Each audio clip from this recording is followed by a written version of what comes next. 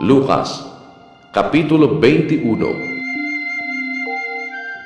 At siya'y tumunghay at nakita ang mga taong mayayaman na nangaghuhulog ng kanilang mga alay sa kabangyaman. At nakita niya ang isang dukhang babaeng bao na dooy naguhulog ng 2 lepta. At sinabi niya, "Sa katotohanay sinasabi ko sa inyo, ang dukhang babaeng baong ito ay naghulog ng higit kaysa kanilang lahat, sapagkat ang lahat ng mga yaon ay nakaghulog sa mga alay ng sa kanila'y labis. Datapwat siya, sa kanyang kasalatan ay inihulog ang buong kanyang ikabubuhay na nasa kanya."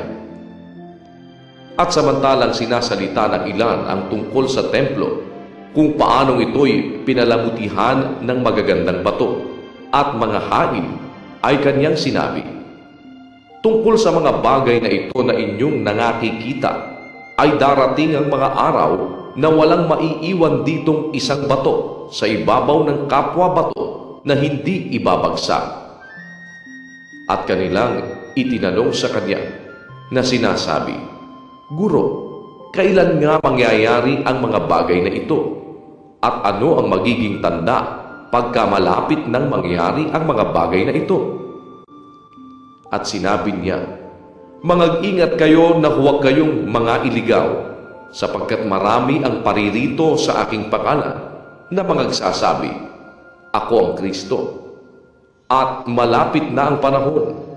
Huwag kayong magsisunod sa kanila. At pagka kayo'y nangakarinig ng mga digmaan at mga kaguluhan, ay huwag kayong mga sinda, sapagkat kinakailangang mangyari muna ang mga bagay na ito, datapwat hindi pa malapit ang wakas."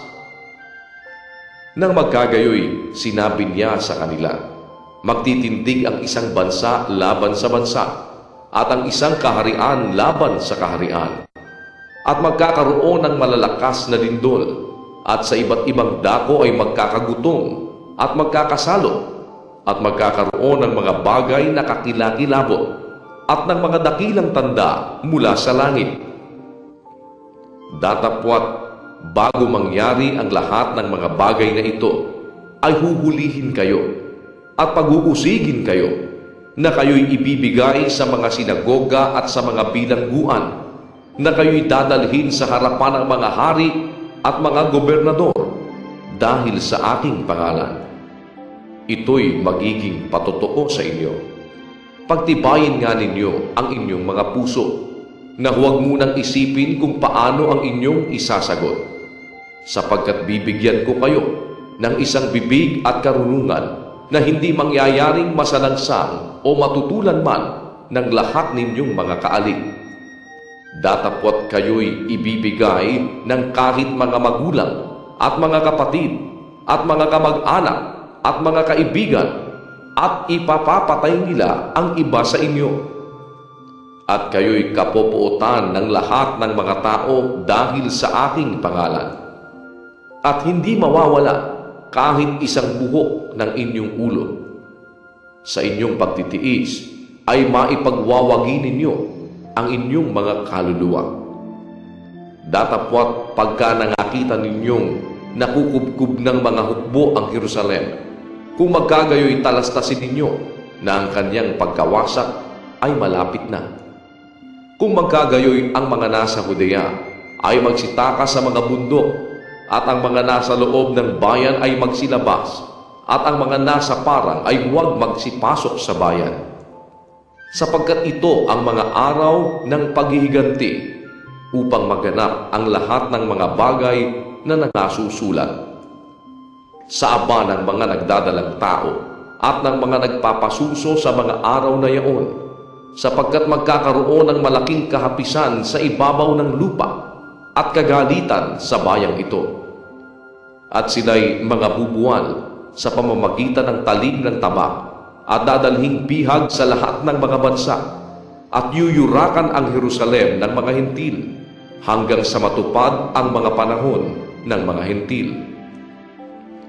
At magkakaroon ng mga tanda sa araw at buwan at mga bituin, at sa lupa'y magkakaroon ng kasalatan sa mga bansa, na matitilihan dahil sa ugong ng dagat at mga daluyong. Magsisipang lupaypay ang mga tao dahil sa takot at dahil sa paghihintay ng mga bagay na darating sa ibabaw ng sanlibutan, sapagkat mangangatal ang mga kapangyarihan sa mga langit. At kung magkagayoy, makikita nila ang anak ng tao na pariritong nasa isang alapaap na may kapangyarihan at dakilang kaluwalhatian. Datapwat kung magpasimulang mangyari ang mga bagay na ito, ay magsitingin kayo at itaas ninyo ang inyong mga ulo, sapagkat malapit na ang pagkatubos ninyo. At sinalita niya sa kanila ang isang kalinhaga. Masdan ninyo ang puno ng igos at ang lahat ng mga punong kahoy. Pagka nagdadaho na sila, ay nakikita ninyo at nalalaman ninyo sa inyong sarili na malapit na ang tagaraw. Gayon din naman kayo, pagka nakakita ninyong nangyari ang mga bagay na ito, talastasin ninyo na malapit na ang kaharian ng Diyos. Katotohanang sinasabi ko sa inyo, hindi lilipas ang lahing ito hanggang sa maganap ang lahat ng mga bagay. Ang langit at ang lupa ay lilipas, datapwat ang aking mga salita ay hindi lilipas. Datapwat mag-ingat kayo sa inyong sarili, baka mangalugmok ang inyong mga puso sa katakawan at sa kalasingan at sa mga pagsusumapit ukol sa buhay na ito, at dumating na bigla sa inyo ang araw na yaon na gaya ng silog, sapagkat gayon darating sa kanilang lahat na nangananahan sa ibabaw ng buong lupa. Datapwat mangagpuyat kayo sa bawat panahon na mangagsidaing upang kamtin ninyo ang makatakas sa lahat ng mga bagay na ito na mangyayari, at upang makatayo kayo sa harapan ng anak ng tao. At araw-araw ay nagtuturo siya sa templo at lumalabas gabi-gabi at tumatahan sa bundok na tinatawag na Olivo. At ang buong bayan ay maagang pumaparoon sa kanya sa templo upang makinig sa kanya.